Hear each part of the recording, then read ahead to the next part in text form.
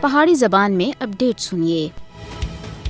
بھارت دے غیر قانونی زیر قبضہ جموں کشمیر وچ مسلم اکثریتی حیثیت کو شدید خطرات لاحق ہیں۔ بھارت منظم طور مقبوضہ علاقے وچ ہجے قوانین دا اطلاق کر رہا ہے جنہاں دا براہ راست تعلق مقامی آبادی دے زمینی حقوق ضبط کرنے نال ہے۔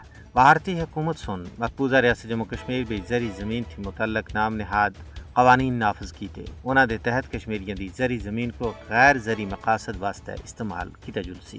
مقامی لوگوں کو سرکاری نوکریاں دے جائز حصے تھی محروم کرنے کے بعد یہ ہنگامی فیصلے غیر ریاستی لوگوں واسطے مقبوضہ علاقے بھی زمین خریدنا واسطے رستہ ہموار کر رہے ہیں۔ اگرچہ کشمیری معیشت عرصہ دراز تھی بھارت دے کنٹرول وچ ہے، تاہم ان قوانین نال کشمیریوں دی رہی سے زرعی خود کفالت بھی ختم ہو جلسی اور کشمیری مزید بھارتی غلامی وچ دس جلسن۔ مودی حکومت مقبوضہ ریاست جموں کشمیر دی آبادی دے تناسب کو تبدیل کرنے واسطے وہی ہتھ کنڈے استعمال کر رہا ہے جڑا اسرائیل سن مقبوضہ فلسطین وچ استعمال کیتے۔ 5 اگست 2019 دے غیر قانونی بھارتی اقدامات دا ایک اہم مقصد مقبوضہ ریاست جموں کشمیر دے آبادیاتی تناسب وچ رد و بدل کرنا آسا، جس کے بعد مودی حکومت سن موچی تھوڑے عرصے وچ لکھاں دی تعداد وچ ریاستی ڈومیسائل بھارتی شہریوں کو دیتے اور یہ سلسلہ اجے تک بدستور جاری ہے۔ بھارت مستقبل میں کسی بھی رائے شماری کو متاثر کرنے واسطے مقبوضہ ریاست جموں کشمیر دی آبادی کو جلد از جلد تبدیل کرنا چاہتا ہے۔ مقبوضہ جموں کشمیر عالمی سطح اتنے متنازع علاقہ ہے